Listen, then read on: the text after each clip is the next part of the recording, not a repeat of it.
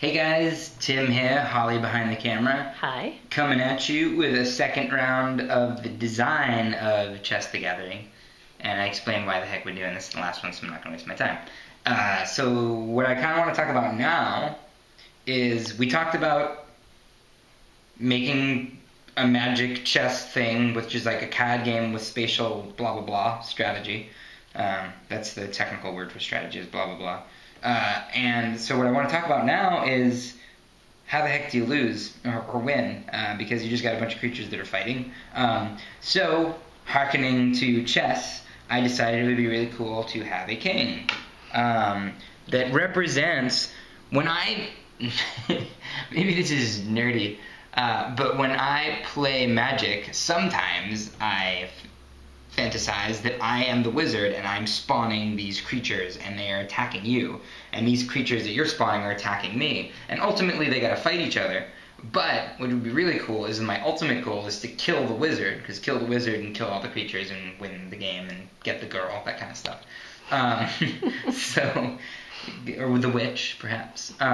So I thought it would be great to have a representation of yourself on the board. And that's kind of fun, because you're always like, oh no, they're attacking me. However, just because I wanted it to be different, and actually for real reasons, I added a second one. And I call them twins. Which is super funny to Holly. I don't know why. I don't either.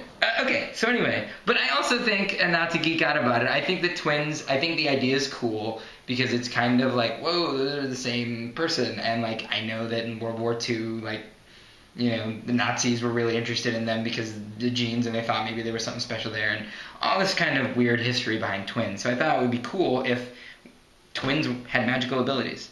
And I'm sure that twins out there would be happy to know that I think twins should have magical abilities. So, the real reason behind it, the initial reason, was I felt that when you start this game, it's like the end game of chess. It's kind of like playing chess backwards. You start off, and you just got two sets, or you just got, you know, the kings out there, and then you spawn creatures. So what I didn't want to have happen was a creature gets spawned immediately, comes down here, or even if they're like this, comes down here, he forks the two of them. This is kind of like chess terminology, chess strategy. If you bring a rook down here, he's attacking both of these pieces. And usually in chess, that means you lose one of those pieces. Unless you can counter it by killing that or getting in the way. But you can only move one piece per turn. So I didn't want it that would end the game so quickly. So I made two of them that you had to kill both. What's funny is that as we started playing, because I created all these modifiers on the board, these spatial modifiers, things like, and I'll go over these at some point, but you can cast a wall, for example, that people can't pass through, or if they do, to break the wall, then they die. If you cast, like in this situation, it's really cool that you could cast a wall here, and then use your move to get the heck out of the way.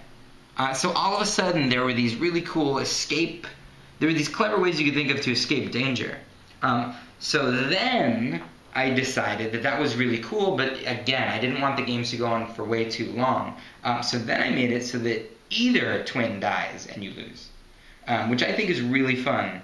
Not only the notion that you're so dependent on your twin, kind of like, were those guys in G.I. Joe that hung out with, what's his name in the bayou? Anyway. I didn't watch G.I. Joe, I don't know. Oh, it began with a Z, and he changed color, and there were the two of them, and they felt each other's pain. Anyway, so kind of like that, I think it's cool that if you kill one, you kill the other. Or maybe have something against twins in a weird way. So now forks and stuff like that become very important, but there are all these ways out. So you start with your twins, and the twins move just like king pieces. You can only move one per turn. And then I also made rules like, now let me talk about the modifiers. I call them modifiers, but basically they're spells that you cast on creatures or the board or whatever. You can't cast them on twins, because I think the twins are the mages themselves, and some of the modifiers, if you cast on them, it would just get really weird. And you can only move one piece at a time. So let me just kind of talk about a couple of the things. So when we're talking about spawning a creature that can move diagonally, or maybe one that can move vertically and horizontally, when we modify these, because the thing that we're pushing here is making a game like Magic spatial. So it doesn't make a whole lot of sense to just, oh, you have more hit points or something like that, because we're making it like chess and you don't have hit points. So we wanted to push the spatial aspect of the game. So we created a wall, which right now is just 2 pieces that you put up, and that'll block people's movement. However, we made it that if you want to, you can sacrifice a piece to break the wall on that turn. So that's one thing. We also made something called Ricochet, which we use red for, because red and ricochet start with that. So ricochet basically means that you can bounce off of the wall, and we've made it so that you can do it twice. It's kind of arbitrary right now, but you can do fun things like this piece right now is a bishop, and it has ricochet on it, so it is actually attacking this piece, right? Because it would go here, it would bounce off the wall once, bounce off the second time, and come in and kill him. So, and we're still playing around with like how many bounces and, does ricochet, is it fun, and how much mana should it cost and stuff like that. We have things like, what else do we have? Oh, Very Same Tom fans might like this one, the idea of wraparound.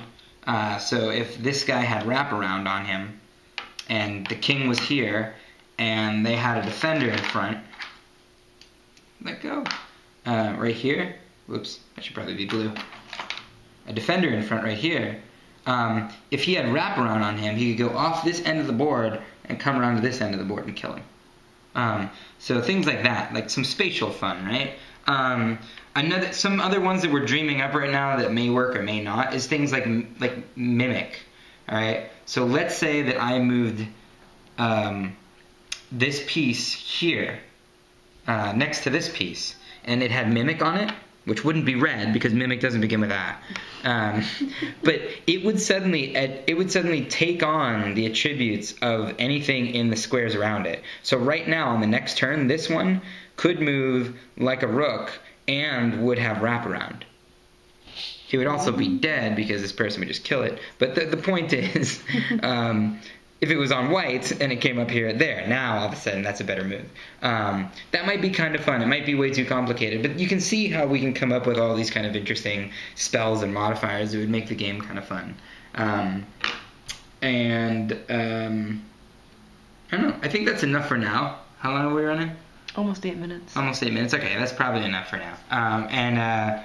Next time we'll go over kind of how the turn plays out, and then the idea of having multiple rooms and what that does to the game. So, signing off. Bye-bye.